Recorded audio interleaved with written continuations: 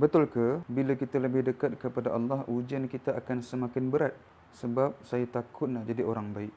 Ya, memang betul. Lebih dekat kita kepada Allah, ujian akan semakin berat. Tapi nanti dulu ada satu salah faham yang nak saya betulkan. Sebelum saya pergi lebih jauh, anda baca dulu hadis ni. Ini bermaksud, seorang sahabat bertanya, "Wahai Rasulullah, siapakah manusia yang paling berat cubaannya?" Beliau menjawab, "Para nabi. Lalu orang-orang soleh, kemudian orang yang paling mulia dan yang paling mulia dari kalangan manusia." Seseorang akan diuji sesuai dengan kadar agamanya. Jika agamanya kuat, maka ditambah ujiannya. Dan jika agamanya lemah, maka akan diringankan ujiannya. Tidaklah ujian itu berhenti pada seorang hamba sampailah dia berjalan di muka bumi tanpa mempunyai sebarang dosa. Hadis tadi menerangkan semakin tinggi level agama seseorang, maka ujian akan semakin berat. Tapi kalau agama seseorang tu makin lemah, maka ujian akan semakin ringan. Ramai orang salah faham, bila tahu tentang hadis ni dia rasa takut. Takut nak beribadah, bila dah berdosa, takut nak bertaubat, takut nak jadi orang baik. Sebab alasannya dia takut bila ujian tu akan jadi semakin berat.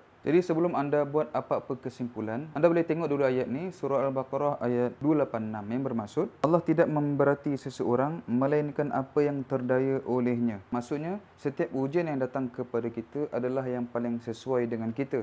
Dia tidak akan melebihi daripada tahap yang kita mampu. Contohnya, anda nak masuk satu larian 10 km. Anda 1 km pun susah nak lari. Jadi, adakah anda boleh terus masuk pertandingan 10 km? Dah tentulah tak, betul tak? Apa yang anda perlu buat, anda akan berlatih. Satu hari 1 km. Mungkin lepas 1 minggu, anda naik jadi 2 km. Lepas 3 minggu, dia jadi 3 km. Jadi, anda akan berlatih setiap hari dan anda akan naikkan level ataupun jarak larian tu daripada satu tahap ke satu tahap bila anda dah semakin biasa. Saya bagi contoh yang kedua. Ni untuk lelaki lah. Anda nak dapat badan sador, otot besar-besar. Anda takkan boleh masuk gym terus angkat yang paling berat. Anda akan cedera. Anda mesti start dengan bebanan yang sikit dulu. Contoh, satu hari ni angkat 10 kilo. Masuk minggu depan mungkin dah naik 15 kilo. Masuk minggu ketiga mungkin dah naik 20 kilo. Bila anda tambahkan bebanan di samping dengan cara pemakanan yang betul, maka otot anda akan makin besar dan makin kuat. Tapi kalau anda 10 kilo pada hari pertama dan sampai hari ke-100 pun masih 10 kilo, maka otot anda tak akan bertambah besar dan dia tidak akan meningkat menjadi semakin kuat. Bila anda angkat 10 kilo, anda naik kepada 15 kilo, 20 kilo, bukankah anda naik secara bertahap dan bukankah anda tak rasa terbeban sangat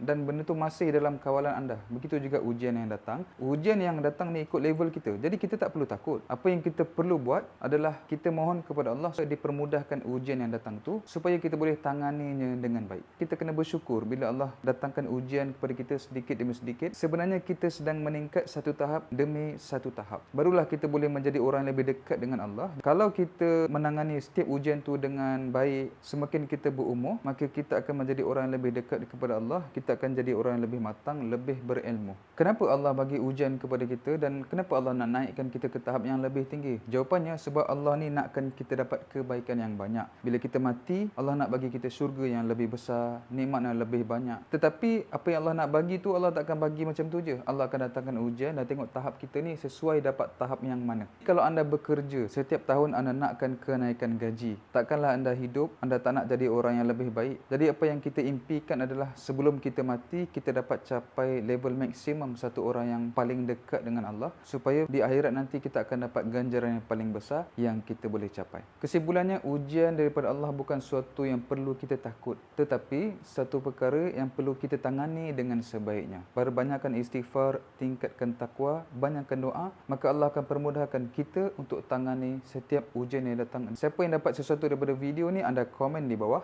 Itu saja daripada saya, Aminur Rashid bin Jamil. Kita berjumpa pada video yang lain. Assalamualaikum. Bye-bye. Jika anda suka konten self-development seperti ini, boleh terus follow page baru saya.